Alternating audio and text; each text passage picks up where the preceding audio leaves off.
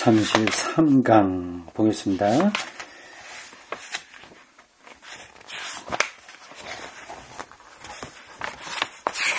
보자, 책 164쪽입니다.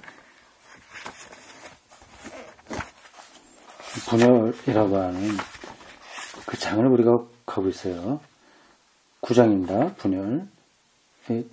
점점 학문이 분과가 돼갖고 이 통일이 어렵다고 하는 거죠. 대학교가 원래 일치 우니버시테트에서 시작됐는데 이제 그건 이제 없어졌는 거죠. 그 안에서 신학의 역할이 뭐냐 하는 것을 지금 페타이아가 질문하고 있습니다. 이 학문들의 신학적 중복, 이게 뭘까요? 신학적 중복 이렇게 되어 있습니다. 이게 이제 독일 서예를 배경으로 한 것이라서 우리하고는 조금 입장이 다를 수 있습니다. 독일은 신학이 다 종합대학 안에 있습니다. 종합대학 안에 있어요. 다 국립이죠. 주립이죠. 주에 다 속해 있습니다. 근데 그러니까 학문으로서의 그 근거들을 끊임없이 그들은 신학에서 찾았던 겁니다. 아직까지는 그게 유해해서 그들은 머물러 있죠. 언젠가는 대학교에서 도태될지도 모릅니다. 한국의 신학교는 종합대학에 없습니다. 국립대학에 없어요.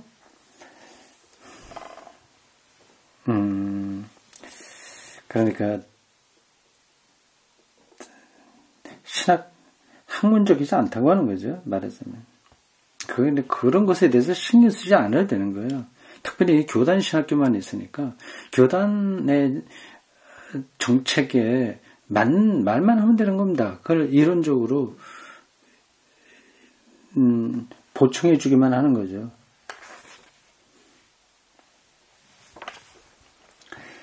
신학적 분과들의 표준이 대학교에 있으며 신학의 분과들은 공적 생활에서 다른 분과들로부터 고립되어 있을 뿐만 아니라 그 자체로서도 분업적으로 구조화되어 있다. 그렇죠. 특히 가톨릭 신학은 대학교 안에서 대학교를 이룬다. 대학교 안에서 또 따로 독립적으로 대학교를 이룬다고 하는 뜻인가요? 대학교 안에서 대학교를 이룬다는 게 무슨 뜻인가요? 가보겠습니다. 하나님에 대한 말의 전통이라는 관점에서 과학적, 사회과학적, 인문과학적 분과들이 신학 안에 있다. 그래서 이제 중복이라는 말을 썼군요. 가톨릭 신학부 안에 인문과학, 사회과학, 문화과학 이런 것들이 있으니까 결국은 그거는 신학과 말고 다른 대학에서 하고 있는 거하고 중복되는 거 아니냐는 거죠. 그러므로 역사학과 함께 교회사가 있고, 그렇죠. 교회사도 역사에 대한 건데, 대학교에 있는 것 말고 신학부에 따로 있으니까 중복된다는 겁니다. 언어학, 종교학, 문헌학과 나란히 주석학과 교리사가 있고, 일반 교육학과 나란히 종교교육이 있고 사회학, 심리학, 정치학 그리고 실존신학과 나란히 윤리, 그리스도교 사회학과 실존신학이 있고 철학과 나란히 그리스도교 철학이 있으며 종교학과 나란히 선교학이 있다. 그렇죠? 그래서 이제 대학교 안에 대학교처럼 운영된다고 하는 말입니다. 매우 명백한 예를 들어보자. 마치 교회사 없이도 중세시대나 예술사와 교육사를 강의할 수 있는 것처럼 일반사를 분야별로 시기에 따라서 고대사, 중세사, 근세사로 나누고 특수한 영역에 따라서 예술사, 교육사, 사회사, 경제사로 나누고 일반사와 나란히 교회사가 따로 있다는 것은 매우 이상하게 들린다. 현대교회의 사회적 고립은 대학교에서 학과 분할의 원리가 되고 이런 분열을 봉합하는 요소가 된다.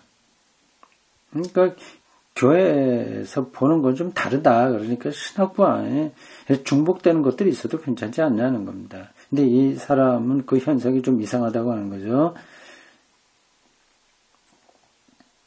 고대의 본문들을 비판적으로 편집하고 오늘을 위해 해석하는 일반 종교사와 고전 언어학과는 독립적으로 유대인과 그리스도인의 많지 않은 고대 본문에 대한 매우 특수한 역사와 언어학이 형성되어 있다는 사실, 그 역사와 언어학의 대학교 안에서 매우 특수하게 고립된 교수진을 지닌 독자적인 학문 분과를 이루고 있다고 하는 사실은 더욱 이상하게 보인다.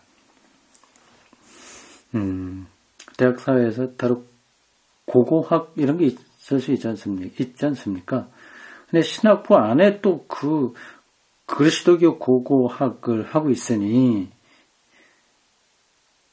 이게 이제 중복되는 거죠.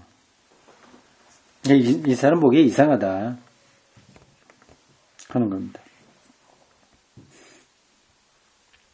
그러니까 이런 말이 되는 거죠. 뭐 신학 교회사를 따로 할 게 아니라 그냥 일반 대학교 안에 역사 학부 뭐 그런 안에서 이제 자기 전공을 뭐 교회사, 중세교회사 이렇게 할 수는 있는 거죠. 이게 다 역사의 문제니까요. 근데 그런 것하고 완전히 담을 쌓고 일반 대학, 이게 좀 독일에서의 그 종합대학입니다. 그 담을 쌓고 신학부 안에 이게 따로 이런 것들이 작동되고 있다고 하는 건 좀 이상하다. 그 얘기입니다. 따라서 이런 신학적 상황은 다른 사회 집단들 가운데 한 집단의 파당적 학문과 특권화라고 하는 인상을 준다. 신학부만 저렇게 특별 대우 받냐, 그런 인상을 준다는 거죠. 또한 신학의 특수한 과제가 그 특수한 영역과 인식 원천과 목표 때문에 원칙적으로 다른 학문들에 의해서 수행될 수 없는 것처럼 신앙의 학으로서의 신학은 자신에게 매우 특수한 학문 이론적 지위를 부여하려고 한다. 교회 안에 들어와 있지 않으면 신학이 안 되는 것처럼 자기 특권을 말한다고 하는 거죠. 이게 일리가 있고 또 좀 한계도 있고 합니다. 그 내용적으로 보면 맞는 거고 현상적으로 보면은 이런 태도는 맞지는 않은 거죠. 교회를 다니지 않는다고 하더라도 교회사를 연구할 수는 있는 거거든요. 그러나 교회사 현상적으로는 그게 가능하죠. 그러나 그 교회 안에서 벌어진 일들을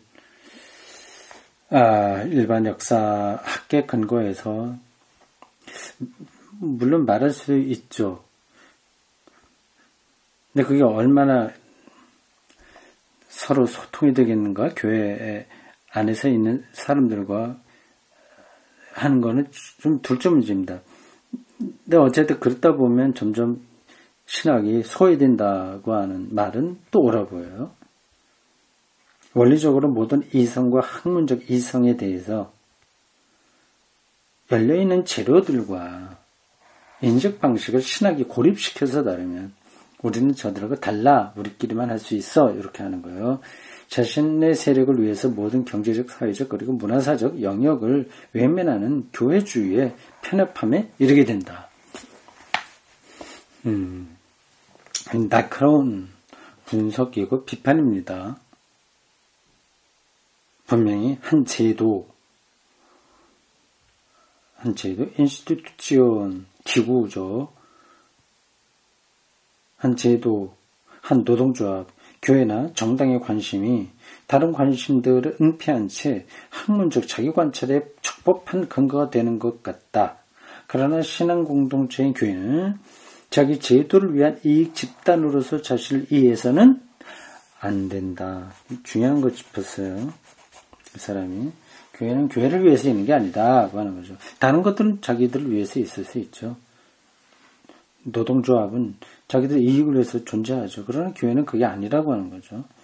교회의 기초가 되는 신앙은 하나님의 은혜로운 행위를 역사의 결정적 진리로 밝히려고 한다. 다시 말해서 믿는 자들의 자기 이해에 따르면 그리스도교의 고유한 일은 뭐냐? 역사 안에서 드러난 진리를 추구하는 모든 사람, 특히 역사학의 일이어야 한다. 역사학의 일이어야 된다. 교회에서는 그리고 옛 복음과 새 복음을 증언한 인간들과 함께 하나님이 펼쳐간 구원사는 모든 세속 학문들에 의해서 비판적으로, 다시 말해서 진리로 밝혀진 것들의 표준에 따라서 다뤄져야 된다. 교회만 따로 하는 게 아니라 일반 학문의 기준에서 판단돼야 된다고 하는 거죠. 자기를 위해서 있는 게 아니라 하나님의 세계의 역사 안에서 행하신 것을 증언하는 공동체이기 때문에 그렇습니다. 그리고 그렇게 하는 것이 교회에 유익하다고 하네요. 학문 이론가들에 의해서 유익한 이 정도까지 가려면 정말 자신감이 있어야 됩니다. 학문 이론가들에 의해서 철저히 오해된 신학자 칼 바르트처럼 냉철하게 이 점을 언급한 사람 없다. 이 바르트를 이렇게 높이 지켜 세우는군요. 그리고 많이 오해를 받았다고 하는군요. 그 점은 저도 동의합니다. 어디서 인용을 했나? 3번 볼까요? 각주의 3번 칼바르트 디 키르힐리히의 도그마틱 교회 교의학 바르트의 주제입니다. 1부 1권 주리히 1964는 8판 3에서 5쪽 이렇게 되어 있습니다.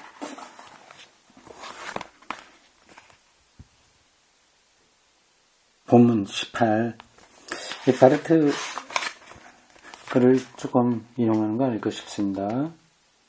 아닌가요? 어떤가 좀 보겠습니다. 본문에서는 다른 학자들의 글을 많이 인용하고 설명하고 있습니다. 쿼테이션 마크가 나왔습니다. 어쨌든 다른 학문들에 대한 신학의 독립성을 원리적이고 필연적인 것으로 입증할 수 없다. 다른 학문들과 우리는 완전히 달라, 이건 아니라고 하는 거죠. 하나님에 관한 말의 진리 문제를 한 특수한 교수단의 전문적인 문제로 다루는 일은 그 문제의 사실적인 불가피성을 진지하게 인정하면서 감수해야 할, 그러나 결코 정당화할 수 없는 곤란한 과제다. 이 문제를 실천적으로 논증하는 것은 신학적 오만에 지나지 않는다. 철학이나 역사학이나 사회학이나 심리학이나 교육학이나 또는 모든 학문들이 교회의 영역 안에서 연구함으로써 하나님에 대한 교회의 말을 교회의 자기 존재에 비추어 평가하는 과제를 맡고 특수한 신학은 필요 없게 될 수도 있다. 실제로 신학은 특수한 문들을 여는 특수한 열쇠들을 가지고 있지 않다.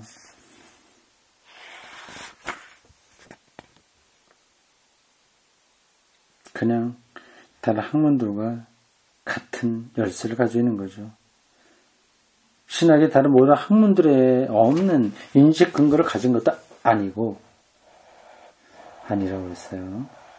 근데 계시받았으니 나만 알아 이런 거 아닌 거죠.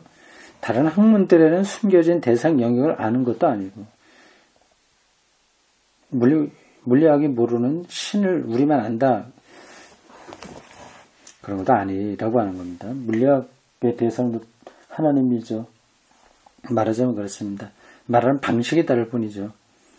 이런 주장을 하는 신학은 계시사가 은총의 가능성, 그리고 자기 자신마저도 오해하게 된다.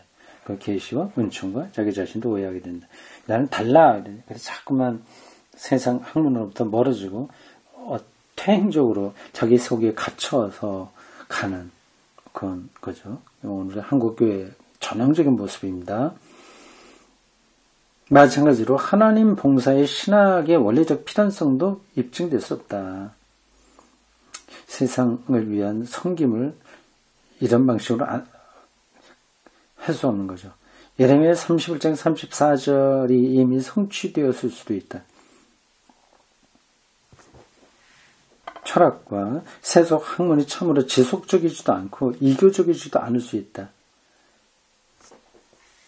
세속적 철학이 그리스도교적 철학일 수 있다.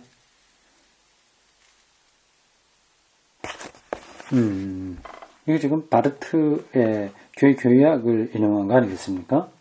그렇죠. 조금 더 갑니다. 이것을 원리적으로 부정하는 사람은 그리스도교적 희망이나 그리스도교적 겸손과는 어울리지 않는 방식으로 세상에 대한 절망을 그리스도교적 세계에 대한 과대평가와 결합시킨다. 특수한 그리스도교적 말로서 하나님을 섬기는 신학, 특수한 그리스도교적 언어로서 하나님을 섬기는 신학과 마찬가지로 특수한 학문으로서의 신학은 상대적인 사실적 필연성으로서만 정당화될 수 있다. 자기가 고집 피운다고 해서 그게 정당화된다는 게 아닌 거죠. 옳은 말을 해야 그게 정당화되는 거죠. 옳은 말을 하려면 세상 학문과 완전히 동떨어져서는 안 되는 거죠. 진화론이 이미 아주 오래전에 생물학적인 진리로 정리가 됐는데도 불구하고 그거를 거부하면서 신학을 한다? 좀 웃기는 거죠.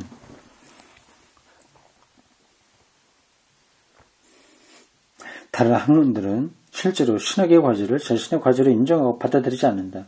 그래서 자기들은 신학을 한다고 말하는 게 아니죠. 옛날부터 하나님에 대한 교회의 말을 여러 측면에서 비판하고 교정하려고 했다. 그러나 그것은 교회의 존재로부터, 교회의 근거한 목적과 내용인 예수 그리스도로부터 비판하고 교정해야 했다. 실제로 역사가 교육자, 철학자는 선의를 가지고 이 주제를 다루는 경우에도 그들의 학문의 틀에서 이 문제를 잘못 다룬다.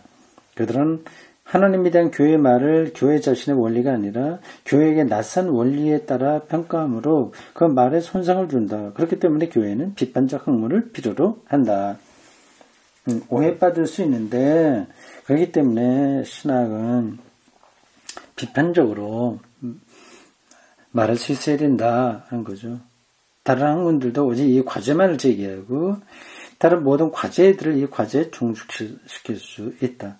모든 학문들의 궁극적으로 신학일 수 있다. 바르트가 이렇게 얘기했다는 건 참 대단하죠. 이런 관점은 제가 늘 유지하고 있는 겁니다.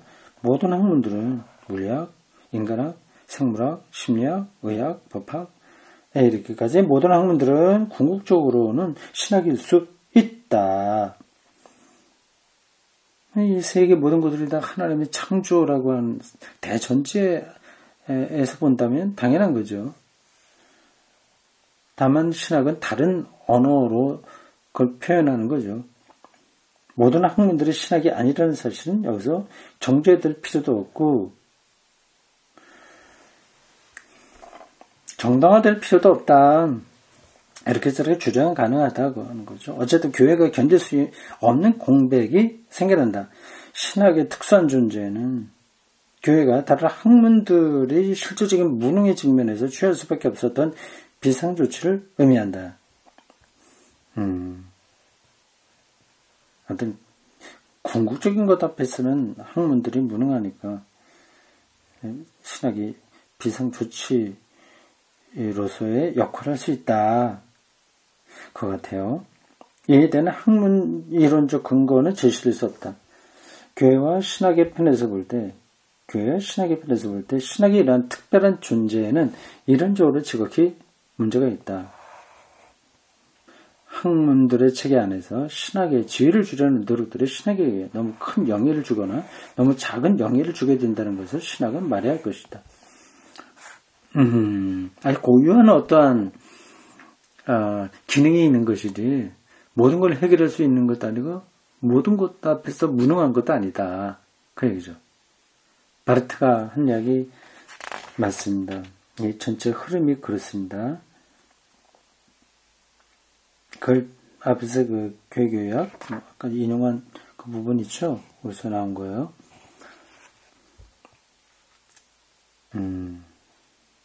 깊이가 있습니다. 바르트 글은 이 전개가 좀 변증법적이라서 조금 따라가기 어렵지만 깊이는 상당합니다. 그러니까 무슨 말을 하는지 사람들이 모르니까 한국에서는 자유신학자 뭐 이렇게 얘기하죠. 자기들의 방식으로 말을 하지 않으면 자기 따라가지 못하니까 쉽게 매도하는 겁니다. 철부지 같죠. 이제 피다이아가 좀 설명하네요. 모든 사회과학, 인문과학, 문화과학들의 학문 이론적으로 지향할 수 없는 당파성을 모르는 사람과 특히 역사과학의 구성적, 실용적 그리고 이해관계적 성격을 외면하는 사람만이 일반사와 나란히 교회사가 언어학과 나란히 구역성서와 신학성서의 주석학에 등장한다는 사실에 대해서 의아하게 생각할 수 있다. 의아하게. 가치 중립적 학문은 없다. 가치 중립적 학문의 가장 두드러진 옹호자 막스 베버는 학문들의 낡은 가치들을 명백히 유럽 중심적이고 민족주의적 색채를 지닌 새로운 관료 합리적 가치들로 대체했다. 칼 바르트가 다른 학문들과 나란히 있는 신학분과의 특수한 존재를 교회 자체를 위해서 그리고 교회를 통해서 현대 사회를 위해서 교회적으로 증언된 복음의 내용을 비판적으로 전달하기 위한 비상조치라고 선언하는 것은 구약과 신약의 복음에 나타난 하나님의 역사적 행위에 대한 고려 없이 학문 활동에 관심을 이끄는 저 가치들에 대한 투쟁을 단호히 시작한 것이다. 참 멋진 표현이에요. 피다이아도 설명도 참 멋지게 하네. 이거 더 설명하지 않겠습니다. 그러면 사족이 돼요. 그냥 그거는 그대로 읽고 반복해서 읽어두세요. 익숙하게 제가 말할 수 있도록 한번 이해해 보세요. 그 자체가 큰 힘을 줄 겁니다. 다시 한번 읽겠습니다. 칼 바르트가 다른 학문들과 나란히 있는 신학분과의 특수한 존재를 교회 자체를 위해서 그리고 교회를 통해서 현대 사회를 위해서 교회 사적으로 정언된 복음의 내용을 비판적으로 전달하기 위한 비상조치라고 선언한 것을 신학분과를 비상조치라고 선언한 것은 구약과 신학의 복음에 나타난 하나님의 역사적 행위에 대한 고려 없이 그런 것 이것저것도 없이 그냥 믿습니다 하는 그런 상태죠. 이제 학문 활동에 관심을 이끄는 적 가치들에 대한 투쟁을 단호히 시작한 것이다. 그러니까 이렇게 하면 교회가 발전해. 이렇게 하면 좋은 거야. 이렇게 이게 이제 그런 가치를 내세우는 거 있지 않습니까? 이게 믿음이 좋은 거야. 그런 것하고 이제 투쟁을 시작했다고 하는 거죠. 그게 바르트가 투쟁한 거죠. 학문 활동에서 다양한 신학 분과들의 존재는 하나님이라고 불리는 분에 대한 논쟁, 그리고 이와 함께 인간의 본분에 대한 논쟁이 더욱 생생해진다는 표시일 수 있다. 그러나 그것은 우리의 현대적 현존을 수많은 이무적 역할로 갈라놓은 삶의 분열에 대한 적응의 표시일 수 있다. 다른 학문 분과들도 인식할 수 있는 것을 신학적으로 반복한다면 신학 교수단은 다른 학문들 속에 묻히게 되고 교회들과 나란히 있는 한 교회들 세상 속에 묻히게 된다. 그렇게 되면 신학은 학문을 위해서도 신학에 관계하는 교회를 위해서도 복음의 진리로부터 부과되는 봉사를 하지 못하게 된다. 그러니까 교회만의 고유한 신학만의 고유한 그 역할을 찾아야 된다고 하는 거죠. 양재육 가톨릭 신학은 대학교 안에 대학교를 이룬다. 가톨릭 신학은 다른 학문들에 의해서 일찍이 제기된 신이라고 불리는 분에 대한 논쟁의 관점에서 그 시대의 지식을 반복한다. 교회가 참된 하나님을 증언한다고 주장하는 한 교회는 하나님에 대한 자신의 말을 자신이 증언하는 진리에 비추어 그리고 다른 학문들의 논증 방법에 의해서 검증받아야 한다.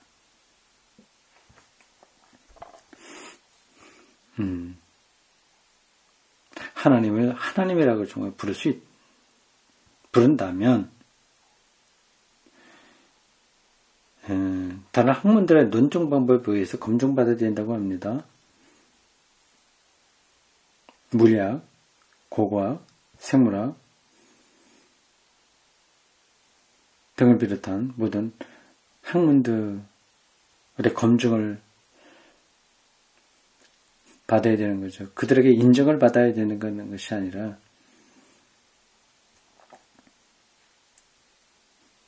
진리가 그런 방식으로 우리 역사 안에 일어났고 그것이 하나님의 역사 개입이기에 일단 그들과의 학문적 대화, 소통이 가능해야 된다고 하는 겁니다. 세상에 다른 학자들이, 신학자들하고도 저 사람하고는 말이 돼, 말이 통해, 이게 동의하냐 아니냐를 두 번째 두고 일단 대화는 가능하다, 그런 말이 나와야 되는 거죠. 지난번 그 문재인 정부의 무슨 중소기업 무슨 장관인가 뭐 후보자 한 사람 있었지 않습니까? 포항공대인가 어디 교수였어요. 뭐 지구가 6,000년 됐다고 하는 젊은 지구론을 따르는 그 창조과학에 속한 사람이거든요. 그런 사람하고는 이게 대화가 안 되는 겁니다. 그런 신앙을 가지면 안 되는 거죠. 명제칠. 많은 신학 분과들은 상대적으로만 필요하다. 분과 조직신학, 성서신학, 윤리학, 실천신학, 교육학 이런 것들은 그게 자체가 목적이 아니라 상대적이다. 신학은 교회의 행위와 관련해서 다른 학문들이 침묵하는 것에 대해서만 말한다. 좀 편해요. 다 학문들이 침묵하는 것. 그걸 이제 우리 하나님이라고 얘기하는데 그 부분을 얘기하는 거죠. 말을 하되 독백이 아니라 학문과의 소통이 가능한 방식으로 해야죠. 다른 학문들은 다른 사회적 관심과 다른 진리 표성이 얽매여 있기 때문에 그것에 대해서 침묵한다. 전체를 통과할 수에는 그 어떤 것에 대해서는 침묵한다고 하는 거죠. 경제학자들은 그냥 경제 발전하는 것에만 생각을 쏟고 있습니다. 다른 분과들 다 마찬가지죠. 그게 점점 계속 나가서 분과와 분과와 학문과 학문 사이의 대화는 단절되고 있습니다. 그래서 결국 그런 것들이 틀렸다고 하는 게 아니라 옳은 건데 결국 그들은 또 근원적인 것에 대해서는 말을 않는 거죠. 예를 들자면 죽음 이런 것에 대해서 물론 죽음을 말하는 심리학이나 철학이 있긴 합니다만 일반 학문에서는 별로 다루지를 않습니다. 의학에서 좀 다루고 있긴 하겠죠. 전반적으로 보면 침묵한다고 봐야 되고요. 그 기독교 신학자들이 그런 것에 대해서 말을 해야 되죠. 뭐 죽음만을 가리키는 건 아닙니다. 하나의 예로 든 거예요.